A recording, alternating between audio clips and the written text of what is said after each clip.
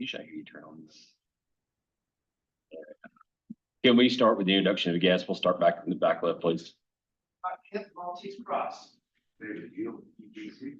Joe Cordero, Atlas. Stan Rasberg in Montana. Steve Farron representing Minnesota Workers.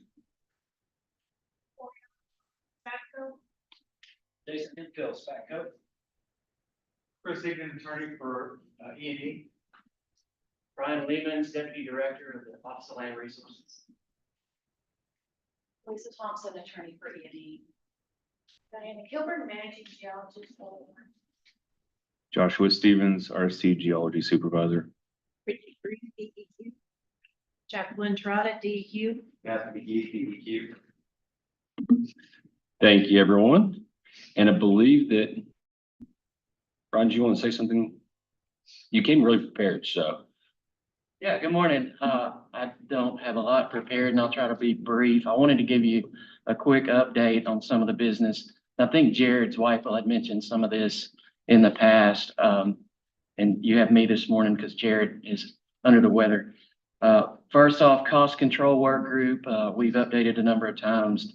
That work group is ongoing. They do have regular meetings. My challenge and target for Jared is try to wrap that by the end of the year to get a draft recommendation for the cost control guidance and present that to our director. So that work is ongoing and on track, as I understand. The second item I want to mention is related to results of the session this past spring. If you followed the session, you'll know that there was an act passed, Act 706. The primary result of that act was a couple of things. One, it removed the requirement for a 24-hour reporting to be eligible in our state trust fund. And now that 24-hour reporting is important. That's a 40 CFR federal requirement. It is important because a lot can happen in 24 hours. But that removed the requirement for eligibility in the fund, but it's still a compliance issue. So the second thing that act provided was that based on non-compliance, any RPs seeking eligibility under our trust fund must pay an increased deductible, and that increase is as much as $30,000. That's up from the $7,500 deductible that we've seen in the past. And what the rule provided is that DEQ proceed forward with rulemaking to implement those changes in our existing Rule 12 now, 8 car Part 80. So we're working on those rule changes. We've had a number of discussions with Arkansas Oil Marketers Association. We've also researched the issue by conversations with EPA's Region 6, and we even contacted ASWOMO, that's the State and Territorial Waste Management Organization. It's a national organization that assists states. They performed a national survey on states that have trust funds to get us a better understanding on what states do as far as reporting times and deductible amounts. And we're evaluating that information right now. We got a lot of great information reported back from ASWOMO, and we're working on a rule change. We're going to present that rule update to our director's office and hopefully bring it to your committee in upcoming months. Hopefully my goal is by the end of the year is to give you another update on where we are with rulemaking.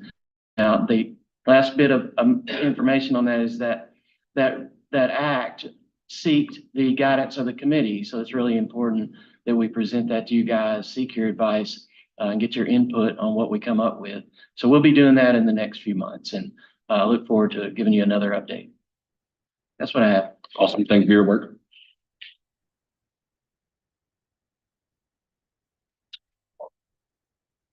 Everyone have an opportunity to review the minutes from last month. And just so can we get a motion? Make a motion to we approve this minutes, Chris. We got a first by Chris. Can I get a second? A second by Mr. Free. All in favor?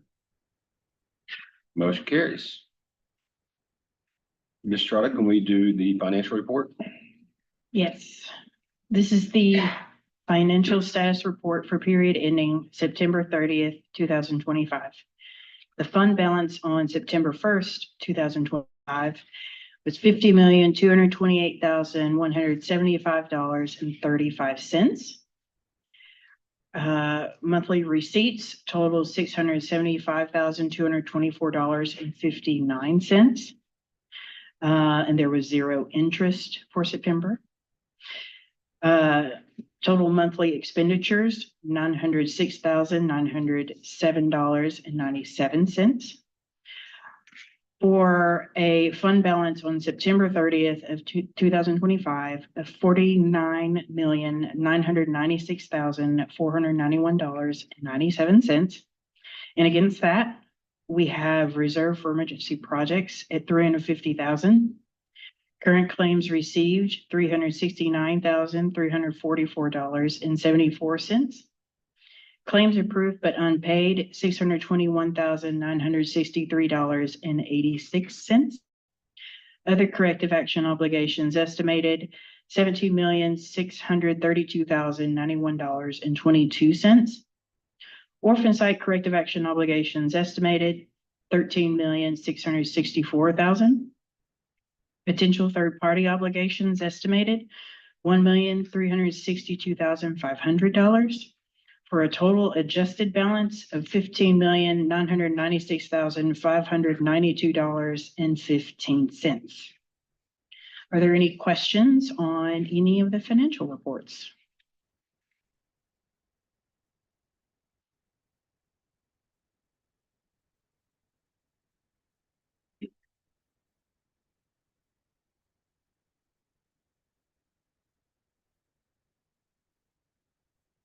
I guess I do have one question. It's on the orphan sites, and that might be for you or for someone else, but it seems like this list, I mean, I compared it the other day, it really doesn't change. So are we just holding on to those until we get time to do them? What's the plan on that? So it did change, gosh, what was it, just from last month? And it's been the last couple of months, it did change. But to answer your question, so and this is the list that you're referring to. So this list that reflects a liability of $13,664,000. Yep. So those are orphan sites that do not have an official approved work plan just yet, but they are in the queue. It's something that our geologists know has to be done at the site, and then they have a rough estimate of how much these items cost. So for now, they are on this list listed as this. So you have this list of sites.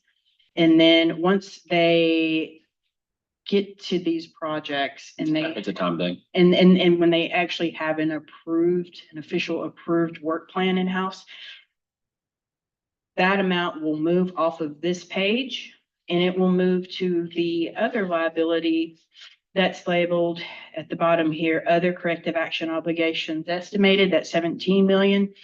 So it will move off of that and we'll go into that. Yeah, you mentioned that very well, but the simple answer, I guess, is the time. It's just when they get time to go through and do it. Great. I know y'all are busy, so that's perfectly fine. Yes, sir. Thank you very much. Mr. Stevens, going to move to new business, if I can go there and speak. Good morning. Beginning with agenda item number 1 is LUS number 020069, Faucet C Store. Request for reimbursement number 1 was received from the responsible party on August 19th, 2025. The RP of this site reported a product release on May 2nd, 2024, after receiving notification of a spill bucket test failure. The period covered by this application is May 7th, 2025 through August 7th, 2025. Activities include full implementation and reporting of a limited site assessment and preparation of reimbursement application number 1. The total claim cost of $14,890.90 was checked against documentation provided. After applying the petroleum storage tanks trust fund deductible of $7,500, it's recommended that the claim be made to the RP in a total amount of $7,390.90. EPC. David Deal with EPC. This LUS case basically is at its beginning stages. We did a preliminary limited site assessment after discovering spill buckets that had leaked and soil samples collected from underneath the spill buckets once they were replaced are at really high levels. So We installed 5 borings surrounding the tank pit. We had elevated levels of GRO and DRO contamination. And the state has subsequently requested a comprehensive site assessment to further the investigation and put in permanent monitoring wells and just move forward from there. This site has a lot of residual contamination, but primarily south of the facility. There have been many investigations before, and the levels that were discovered during this last assessment were much higher than previous analytical we've seen in the past. So we may find something there. Is that contamination due to the station or is it due to some other? It's gasoline, it's petroleum contamination, so it's just, in past investigations, we found abandoned tank basins, contamination on the west side of the building, south of the building, east of the building. The tank pits are on the east side of the building. Groundwater is flowing to the east, southeast. So we're going to primarily focus on around the tank pit and down south near the diesel pump islands. Is this the only source vicinity of where you're finding? Yes.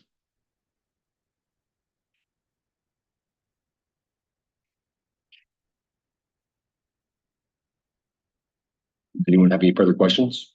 If not, we'll entertain a motion. Make a motion we approve submitted by staff. We have a first by Chris and a second. Second. Second by Mr. Scott. All in favor? Motion carries. Thank you, David. Moving on to agenda item number 2 is list number 47-0066, the former Interstate Mobile. A request for reimbursement application number 3 was received from the responsible on August 22nd, 2025.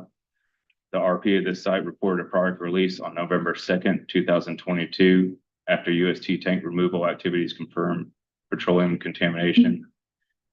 The period covered by this application is January 6th, 2025, April 23rd, 2025. Activities include the final implementation of an additional site assessment work plan and preparation of reimbursement application number 3. No contaminated media has been removed from the site to date. However, a corrective action plan is under development to excavate contaminated source soils. The total claim cost of $29,199.51 was checked against documentation provided. No adjustments were recommended by staff. Therefore, it's recommended that the claim be made to the RP in a total amount of $29,199.51. Back up. Jason Hemphill for Spatco. As Josh said, we've completed all activities in the approved additional site assessment work plan. This includes quarters 3 and 4 of the groundwater and vapor monitoring program that was approved. ADQ has completed their exposure assessment and requested a corrective action plan, which we are in the process of developing. Any questions? Page 54, there's a payment to a single Smith for $1,350. Do you know what that was for? That's the surveyor. It should have read Samuel Smith Surveying. He's the surveyor we've used for a long time. Is this limited to on-site or? We believe it's limited to on-site. There's some high values near the utility corridor along the street, but you've got a state highway and then a gas station on the other side of the street. So in the other directions, it's limited. We know for sure it's limited to the subject property.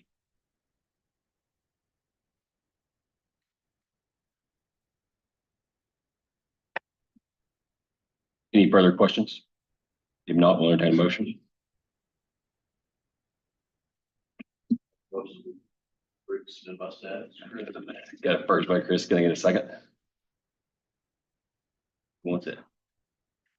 I'll make it in a second. I'm just Elliot. You get a second. Everybody in favor? I'm waiting for the newbies to step up and make the motion here. If y'all step up quick, I'm gonna make. Thank you very much. Thank you.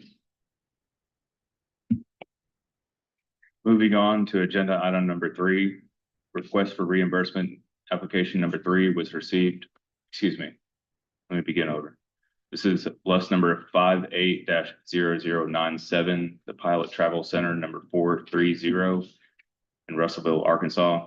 Request for reimbursement application number 3 was received from the responsible party on September 9th, 2025. The RP of the site reported a product release on May 8th, 2020, after receiving notification of free product diesel fuel that was observed in the transition sump near the diesel dispensers. The period covered by this application is August 6th, 2024 through January 23rd, 2025. Activities include the preparation and implementation of a monitoring well decommissioning work plan and preparation of RA number 3. During the initial response activities in May of 2020, total of 4,000 gallons of diesel fuel and contaminated water were removed from the diesel UST sumps in the line trench, which were subsequently disposed of at a licensed recycling facility. Additionally, a total of 11.89 tons of contaminated line trench backfill material and native soil were removed, transported to a Class 1 facility. A no further action letter was issued on January 13th, 2025. The total claim cost of $13,690.99 was checked against documentation provided. Staff recommended the following adjustments: $218.98 to remove labor costs for preparing reimbursement application number 2, and $71.40 to remove labor charges for preparing a health and safety plan. The total adjusted amount is $290.38. Therefore, it's recommended that the claim be made to the RP in the total amount of $13,380.61. Atlas. Good morning, Joe Cordero with Atlas. Yeah, this is should be the final application for the site. Last time I was here, I described the site assessment activities, which was basically 10 monitor wells and 2 soil vapor points near the store, and everything came out clean. This is right off the highway in Russellville. And so the last thing we did was the plug and abandonment of the wells and got closure on that. So pretty straightforward. Trying to think of anything else. Yeah, so clean closure there. And any questions? No objections to the adjustment. So any questions, be glad to answer.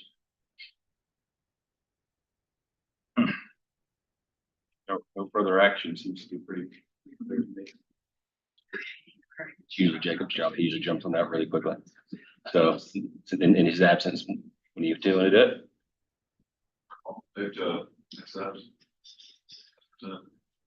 Elliot made a motion to go through and accept it. Get a second. Second by Scott. All in favor? Motion carries. Hey, just on a side note, whoever in your office went through and did this drawing down the back, took their time to do that. That's very appreciated. So sure. Thank you. Whoever did that, give them kudos, because I've been in that store quite a bit and it's a lot going on there, and they took a lot of time to give us a lot of information. So very appreciated. Thanks very much. Moving on to the final agenda item number 4 is bus number 62-0092, Murphy USA number 6523. Request for reimbursement application number 1 was received from the responsible party on July 7th, 2025. The RP of this site reported a product release on February 21st, 2023, after receiving notification of a leaking fuel filter under the dispenser. The period covered by this application is June 26, 2023 through March 31st, 2025. Activities include the full implementation and reporting of a site assessment work plan and cost estimate and preparation of RA number 1.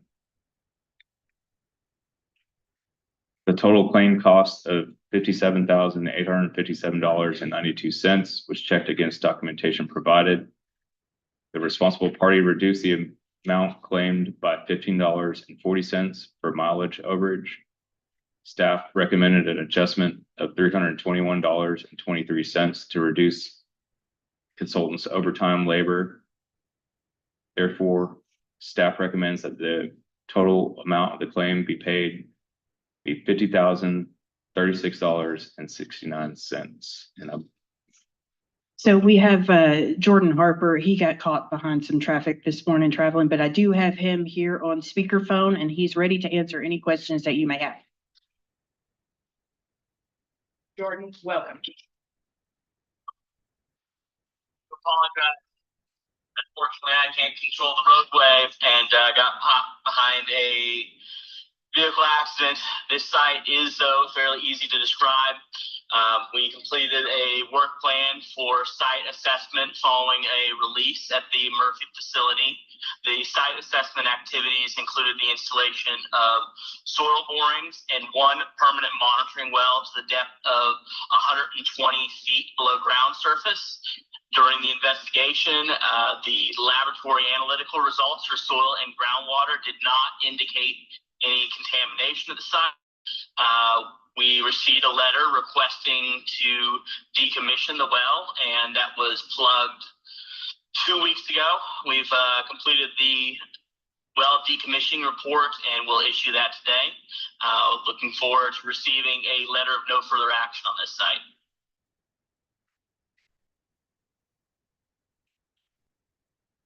Thank you. Do we have any questions? Not, we'll entertain a motion. Make a motion. Got a motion from Scott. Can I get a second? Second, Mr. Free, all in favor? Motion carries. Thank you. Sorry for the traffic. Thanks, Jordan. All right, bye-bye. All right. I believe that concludes our new business. Is that correct? Do we have any other business that we need to discuss? No, sir. If not, everyone have a great Wednesday and have a safe weekend.